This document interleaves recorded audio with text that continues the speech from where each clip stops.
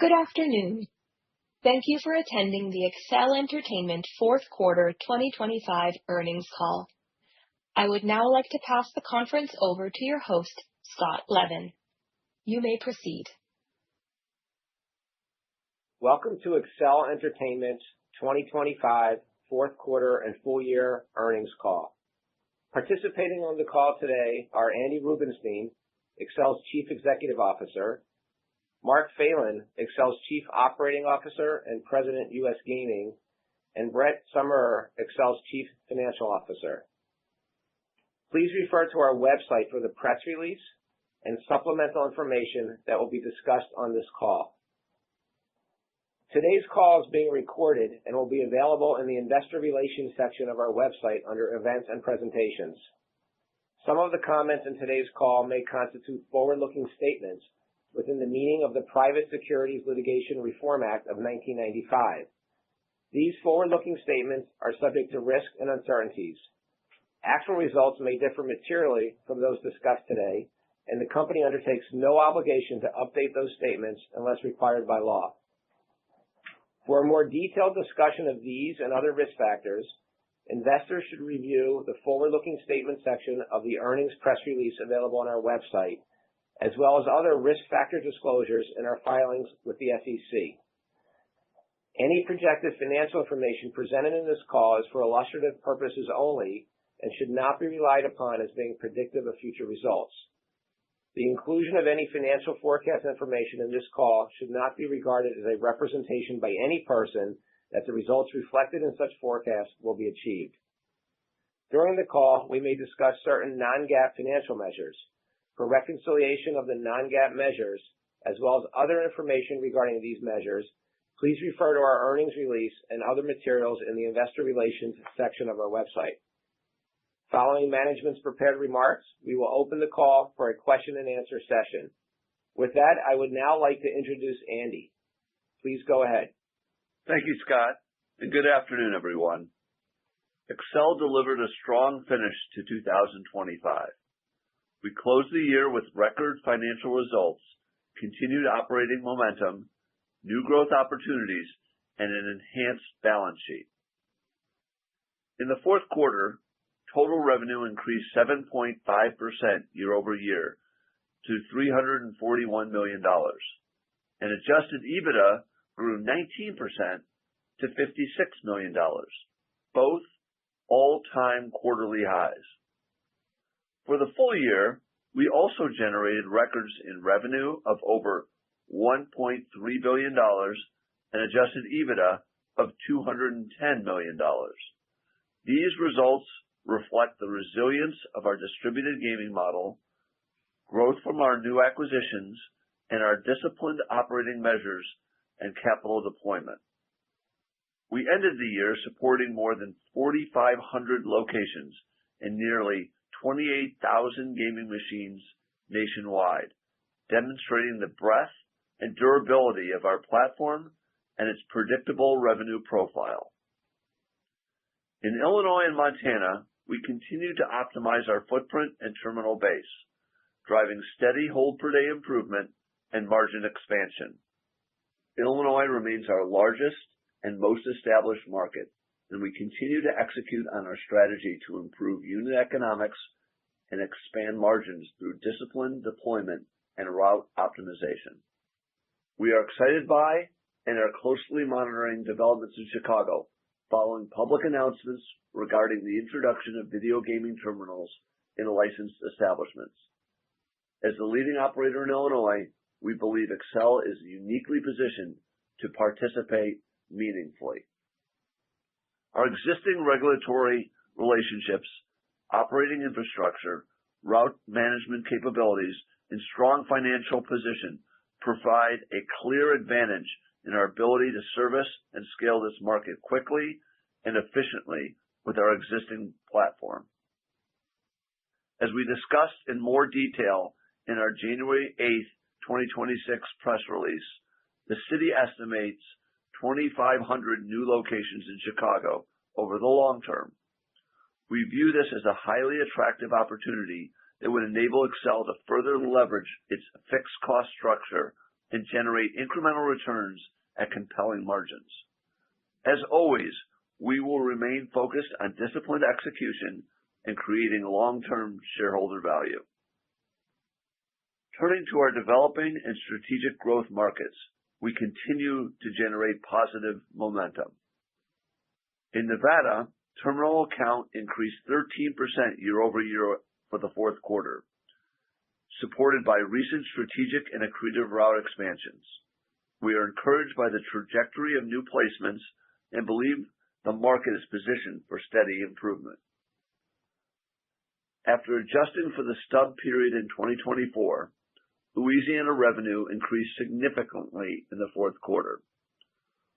We continue to execute our bolt-on acquisition strategy and optimize the Toucan Gaming platform. Louisiana remains a priority market for consolidation, with many tuck-in opportunities that clearly fit our return thresholds. We are well positioned as a buyer of choice, and the market currently has a good pipeline.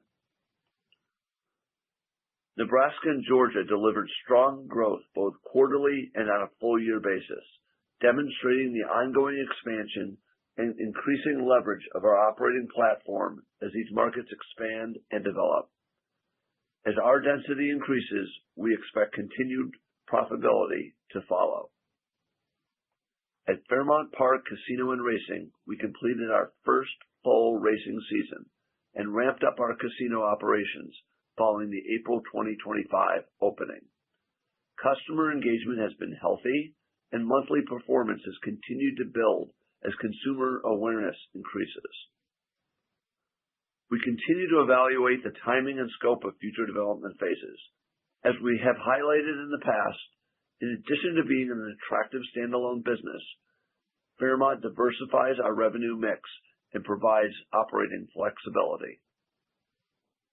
Reflecting our commitment to shareholder returns and our belief that Accel represents an attractive long-term investment, we repurchased approximately 3.8 million shares of common stock during 2025, including 1.5 million shares in the fourth quarter. Our capital allocation framework, which includes our $300 million revolving credit line, remains disciplined and return-focused, balancing organic investment, bolt-on and other strategic acquisitions, balance sheet strength, and opportunistic share repurchases. As we look ahead to 2026, our priorities remain clear: drive steady organic growth in our core markets, scale profitability in developing and new markets, execute accretive tuck-in acquisitions, and consistently convert earnings into free cash flow. Before my closing comments, I want to touch on our February 2nd press release regarding the leadership transition. As we shared, I've stepped into the chairman role effective immediately, and in August, I'll transition out of the CEO role as Mark takes over day-to-day leadership of the company. This new role gives me more flexibility to leverage my local and national relationships to help Mark and the Accel team capitalize on the attractive growth opportunities in front of us, including expanding into the Chicago VGT market. I'm excited to keep working closely with Mark as we continue to profitably grow Accel. With that, I'll turn the call over to Mark to review our operations in more detail. Thank you, Andy. From an operating standpoint, 2025 was a year of steady execution across each market, with continued focus on route quality, service performance, and targeted investment. In Illinois, our team focused on improving location mix, redeploying underperforming assets, and concentrating investment into higher-yielding gaming machine placements.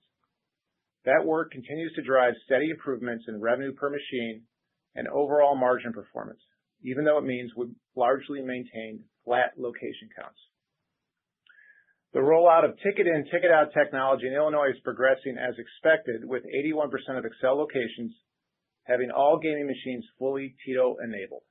While still early in the penetration cycle, TITO is expected to enhance player convenience, provide benefits to Accel in terms of streamlining cash handling, and improve overall operating efficiency. As adoption continues to increase, We believe it will contribute to both revenue stability and cost improvements. Montana continues to benefit from our proprietary content and systems. The strength of that market is not just stability, it's predictability. Our teams there continue to refine gaming machine placement strategy and leverage our in-house technology to support profitability per location. Additionally, our Grand Vision Gaming wholly owned subsidiary continues to develop new content, which allows us to enhance margins through exclusivity as well as lower our CapEx and increase free cash flow. In Nevada, the focus has been integration, expansion, and operational alignment. During the quarter, we completed the accretive acquisition of Dynasty Games, which added 20 locations and approximately 123 gaming machines across northern Nevada. This transaction expands our footprint into several new communities and further strengthens our route across the state. During the quarter, we also entered into a new route partnership with Rebel Convenience Stores, which adds 55 locations and 424 gaming machines across southern Nevada, starting in January of this year. We leveraged our deep capability across our national teams to accomplish this arduous deployment in only 6 days. The Rebel rollout demonstrates our ability to efficiently launch new locations across markets, including new markets like the city of Chicago, so location owners can begin offering gaming entertainment to their patrons as soon as possible. Accel's Nevada operations now deliver state-of-the-art gaming and technology solutions to more than 600 locations, supporting approximately 3,000 gaming machines. The integration of Toucan Gaming in the Louisiana market has progressed well, and our field teams have been focused on route optimization, gaming machine refreshes, and disciplined bolt-on acquisitions. The pipeline for acquisitions remains healthy, and we're confident in our ability to continue consolidating attractive opportunities that fit our return profile. At Fairmount Park Casino and Racing, our operational teams completed a full racing season while continuing to ramp casino performance following the April 2025 grand opening. We've gained valuable insight into customer behavior, marketing effectiveness, and operating cadence, which is informing how we approach future development phases. Importantly, we are seeing consistent month-over-month engagement growth as awareness of the park builds. Across all markets, our operational approach remains consistent: prudent capital placement, service excellence at the location level, data-driven decision-making, and strong local relationships. That operating discipline is what underpins our financial performance and supports our ability to generate growing free cash flow. With that, I'll turn the call over to Brett to review the financial results in greater detail. Thank you, Mark, and good afternoon, everyone. I'll begin our fourth quarter results and then provide additional detail on our full year performance on the income statement, cash flow, and balance sheet. As Andy mentioned, for the fourth quarter, total revenue increased 7.5% year over year to $341 million, the highest fourth quarter revenue in the company's history. Growth was driven by continued strength in our core markets, incremental contributions from developing markets, and the continued ramp at Fairmount Park. Adjusted EBITDA increased 19% year over year to a record $56 million. Importantly, adjusted EBITDA grew meaningfully faster than revenue, reflecting expense discipline and operating leverage across the platform. As our network grows, we continue to see margin expansion driven by route optimization, density improvements, and cost discipline. Operating income for the quarter also improved year over year, reflecting both top-line growth and stable overhead. Net income for the quarter was $16 million. As noted in the press release, results benefited from a $0.6 million gain related to the change in fair value of contingent earnout shares compared to a $3 million loss in the prior year period. Excluding this non-cash mark-to-market item, underlying earnings growth remained strong and consistent with our adjusted EBITDA performance. For the full year 2025, revenue was a record $1.3 billion, representing 8% growth compared to 2024. Adjusted EBITDA increased 11% year over year to $210 million, demonstrating continued margin expansion and scalability of our operating model. Net income for the year was $51 million. Translating to EPS, this was 61 cents basic or 60 cents fully diluted. Turning to capital expenditures, full-year CapEx was aligned with our expectations and remains heavily focused on revenue-producing assets. A significant portion of our capital supports growth initiatives, including new machine placements, route expansions, and the Fairmont Casino opening and track enhancements, with the remainder dedicated to maintaining and optimizing the installed terminal base. This disciplined allocation supports strong returns and sustained cash generation. Based on our current earnings and capital profile, we expect to continue generating meaningful cash flow, which provides flexibility to fund growth, maintain a conservative balance sheet, and return capital to shareholders. Moving to liquidity and leverage, we ended our year with $297 million in cash and cash equivalents and net debt of approximately $311 million, down 1% year over year. Our leverage profile remains conservative relative to our recurring cash flow base, providing significant financial flexibility, including our currently untapped $300 million revolving credit line. During 2025, we repurchased approximately 3.8 million shares of common stock, including 1.5 million shares in the fourth quarter. We evaluate capital allocation decisions through a rigorous return-based framework, comparing organic investments, bolt-on and strategic M&A, debt optimization, and share repurchases. Looking ahead, our recurring revenue model, disciplined capital deployment, and operating leverage position us to continue converting adjusted EBITDA into cash. We remain focused on maintaining balance sheet strength while pursuing high-return growth opportunities. Overall, our financial performance in 2025 extends our long-term record of growth, and we remain confident in our strong liquidity, scalable platform, and disciplined capital allocation to provide a solid foundation for continued growth in 2026. With that, operator, please open the line for questions. We will now begin the question and answer session. If you would like to ask a question, please press star one on your telephone keypad. To withdraw your question, press star one again. Please pick up your handset when asking a question. If you are muted locally, please remember to unmute your device. Please stand by while we compile the Q&A roster. Your first question comes from the line of Max Marsh with CBRE. Your line is now open. Please go ahead. Hi, thanks for taking my question. Andy, Mark, congrats on the new roles. Looks like things are moving ahead in Chicago. IGB just started accepting applications last week. Do you guys view that as just a matter of time, or are there any political or legislative points of failure until you guys can start generating some revenue in that market? Thanks, Max. This is Andy. There is a process that still needs to happen within the city, but the fact that the IGB has begun accepting applications is a great sign. So we're still waiting on some of the procedures related to licensing in the city and how the cities will either regulate the gaming or facilitate individual establishments in getting it started and obtaining a license from the city. So there is some of that still that needs to happen, but the fact that the IGB is accepting applications is a great start. Great, thanks for that. And as we think about the market opportunity in there, should we think about that as similar to the unit economics of the state at large, or do you guys have the potential to do a little bit better there with your established service routes and relationships in the state? So it's a kind of a twofold question. Operationally, we have a fantastic platform in order to service, collect, and facilitate play at all the establishments. But the reality is the actual establishments on a whole have less square footage than the establishments we operate elsewhere in the state.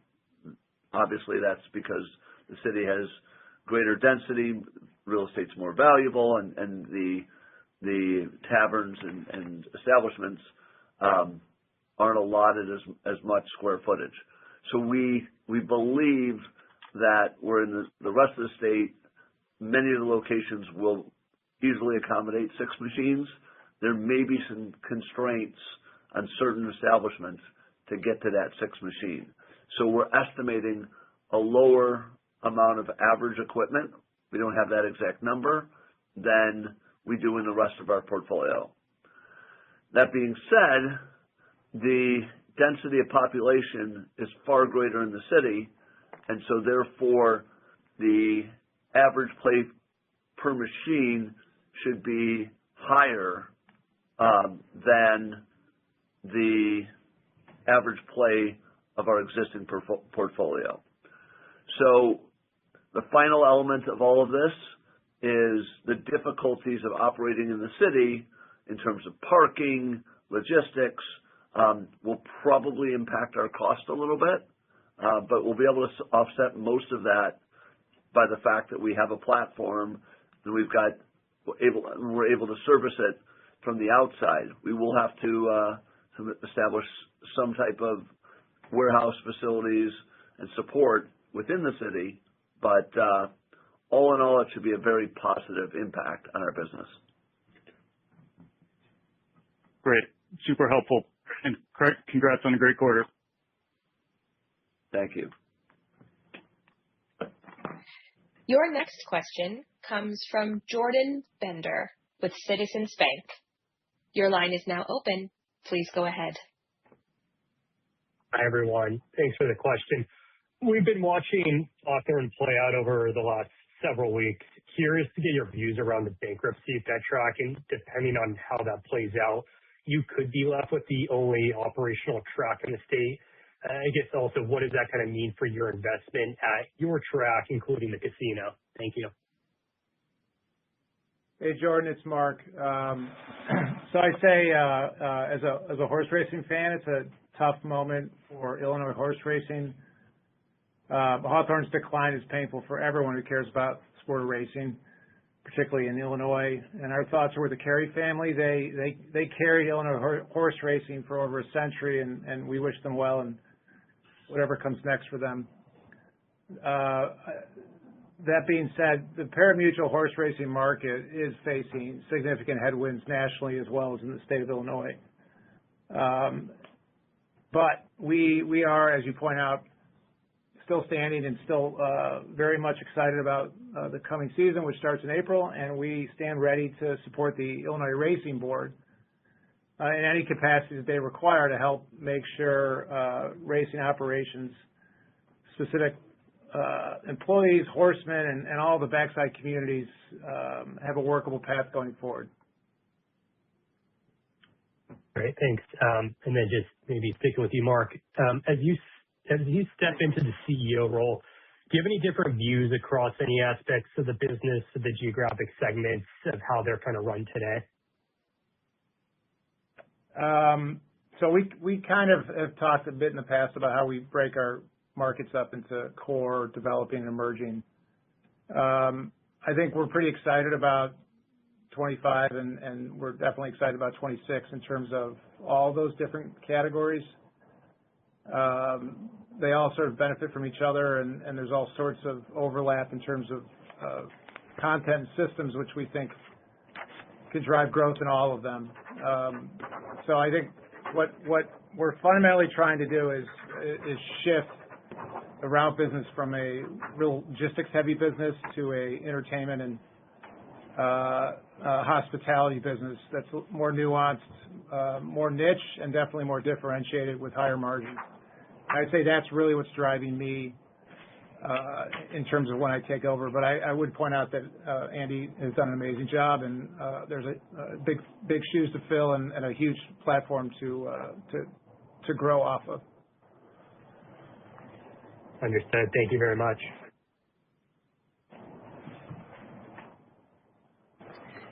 Your next question comes from Patrick Keough with Truist Securities. Your line is now open. You may go ahead. Hey, guys. Thank you so much for taking my question. Congrats on a really nice quarter, and congrats to Andy and Mark on the transition into new roles. For my first question, There's been some route gaining traction in state sessions like Pennsylvania, Virginia, Missouri, and North Carolina. Could you talk about how you view any of these as likely to legalize this year? And could you think or talk about how you think about building versus buying to get a foothold in these markets if they go online? Thank you. Hey, Patrick, it's Mark. I would say we formally included Chicago in those emerging markets, and thankfully that's now going to be a reality. So we're pretty excited about that. That being said, there's these types of situations don't happen often. And so I'm a little more conservative in terms of the other markets that you mentioned, Pennsylvania, North Carolina, Virginia, Missouri. They all have outstanding legislation in terms of legalizing some form of electronic gaming machines for routes. Each of them has their own nuances, which may or may not make it a higher probability to go legal. But I would be just caution. A lot of these states, except for North Carolina, have a casino, which is always an issue with trying to pass legislation for VGTs, and always makes it very difficult. And it's just naturally difficult to pass gaming laws. So we prepare for the best, but our budget and our expectations are prepared for not having this in this year. If that helps. Your second question in terms of go ahead.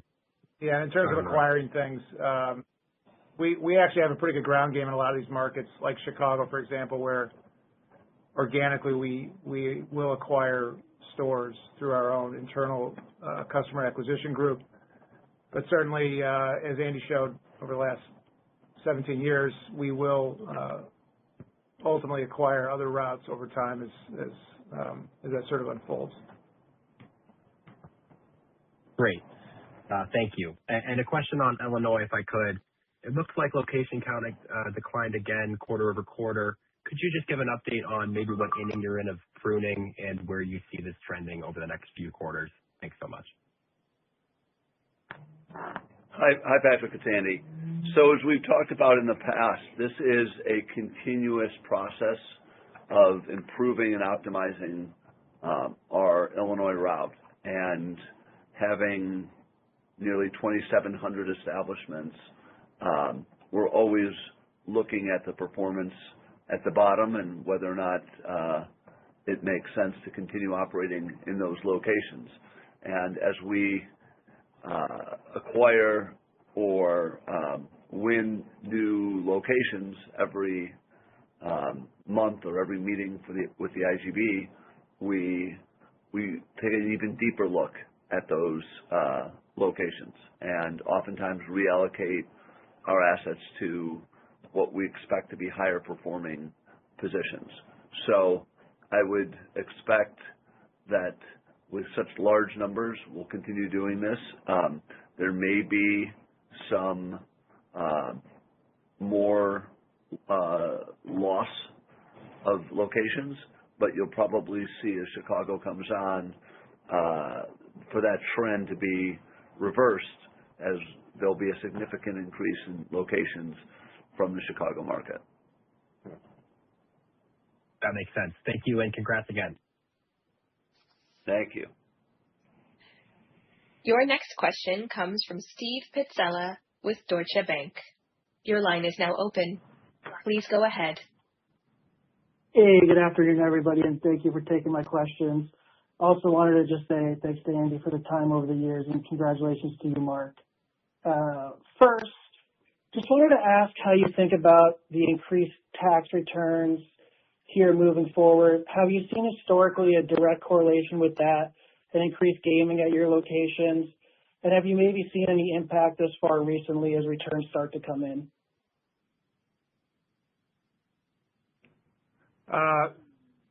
Steve, yeah, so that typically has got a high correlation in terms of play. February, March, as you can imagine, are usually our best months. And we don't guide, but certainly that seasonal impact hasn't changed this year from what we're seeing. Okay, that's helpful. Thank you. And then How should we think about the growth CapEx in 2026, and how do you think about balancing the buybacks versus some incremental tuck-in acquisitions?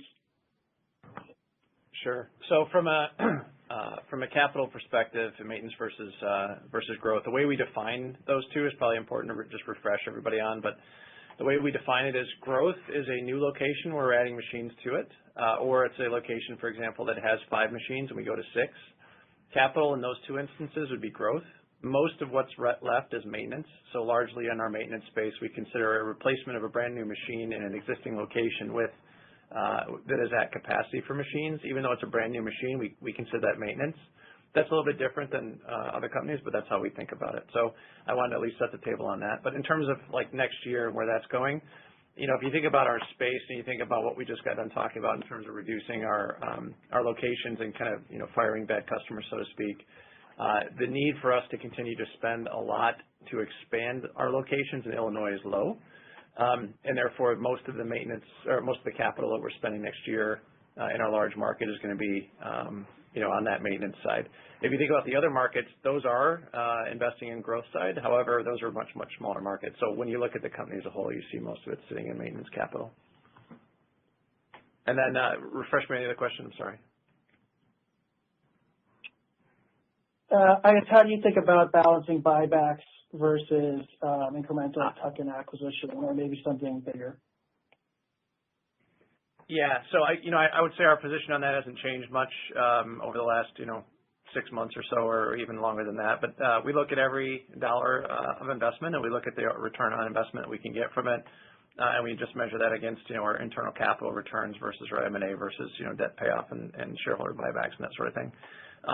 Given where things are moving and kind of just recent studies, I think M&A tends to be the most attractive if we can get the price right. So that tends to be where we focus our energy on the most. But to the extent that there's nothing in the pipeline or things that we don't like, then we'll pursue alternative activities. I guess maybe if I could follow up real quick, do you think about the balance sheet any different now moving forward than the current leverage profile historically of the company, which has been fairly conservative? Would you be more willing to take on additional leverage should the opportunities present itself, I guess, or potentially incremental capital return?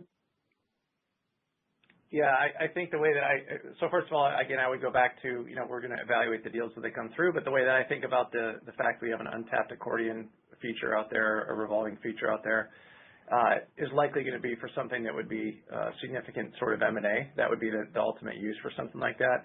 Most of the stuff we're going to do with our current cash balance and through tuck-ins and that sort of thing. So yeah, I wouldn't think that we need to hit that revolver. And I think if anything, we're not in the business of wanting to lever up substantially for any particular reason right now. There's just not enough evidence of it. It would have to be some sort of very large deal or something like that came up, for us to go down that path.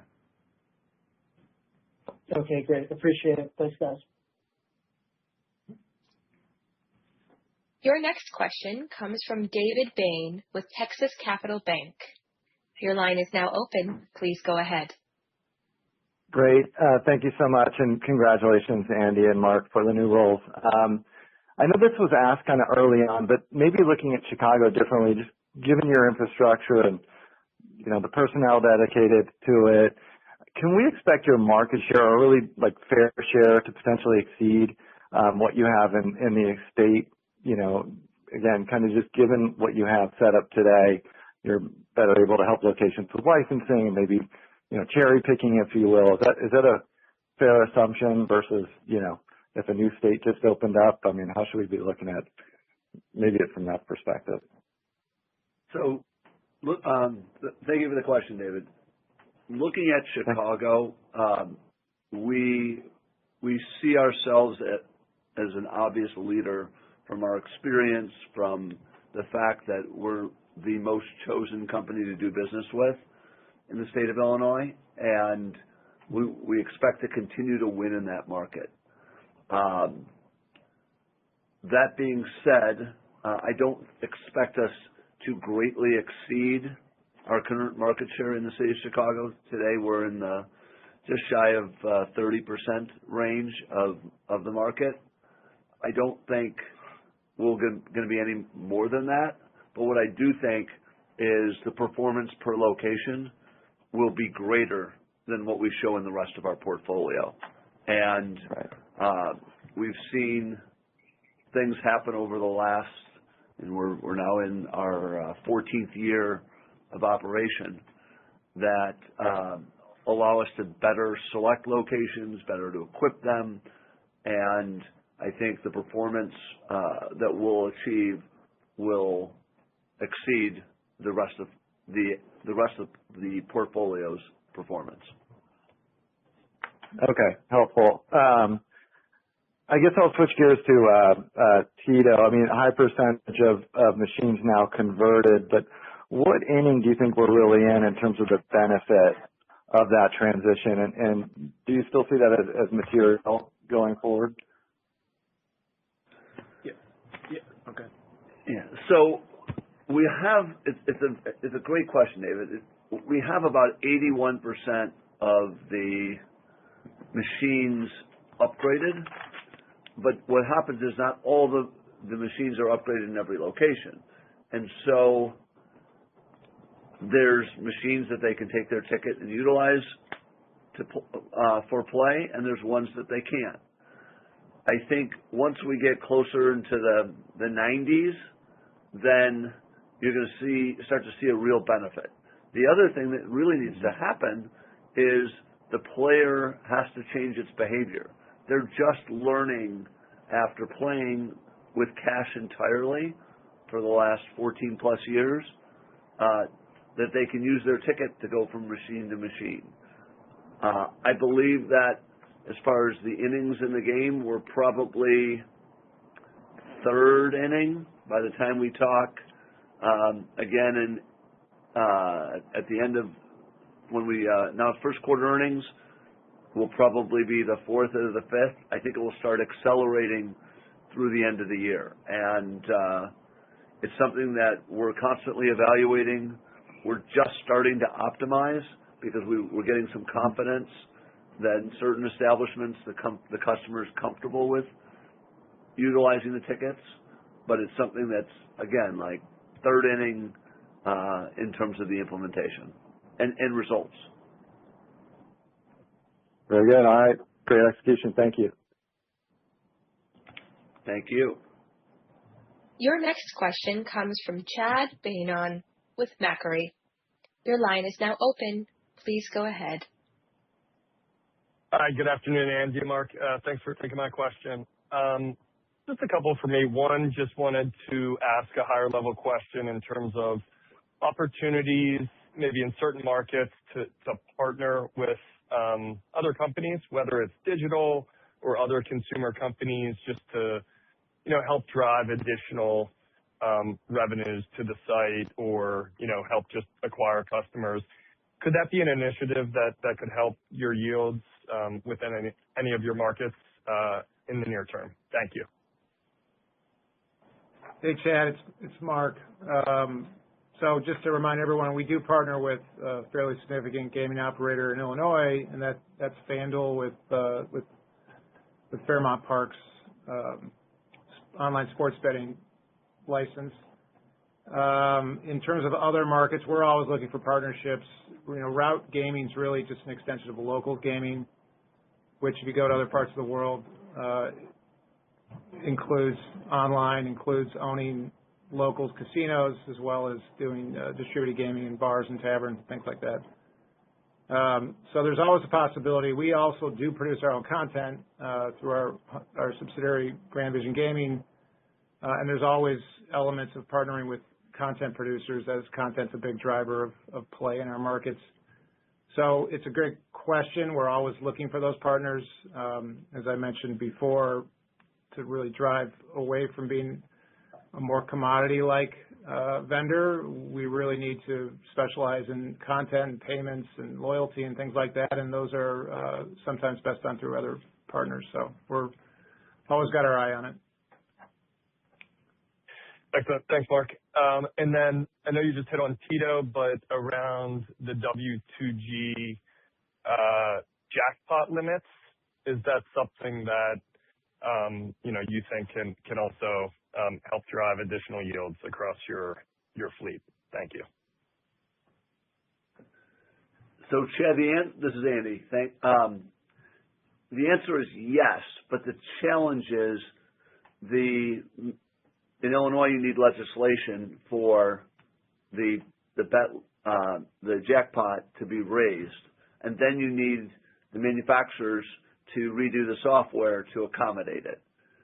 In terms of priorities, the route markets come far after the casinos because they can make those changes right away and have the leverage to be able to distribute the games with the new jackpots to many, many markets.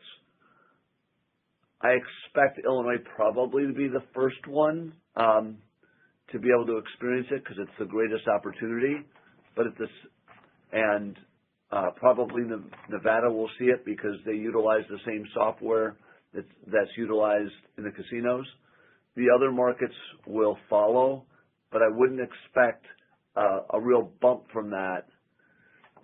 We don't expect it to happen in 2026. So eventually it will help us, but it's kind of next step for the manufacturers. Okay. Thanks, Andy, and congrats on everything. Thanks. A kind reminder that if you would like to ask a question, please press star 1 on your telephone keypad. To withdraw your question, press star 1 again. Your next question comes from Greg Gibas with Northland Securities. Your line is open. You may go ahead.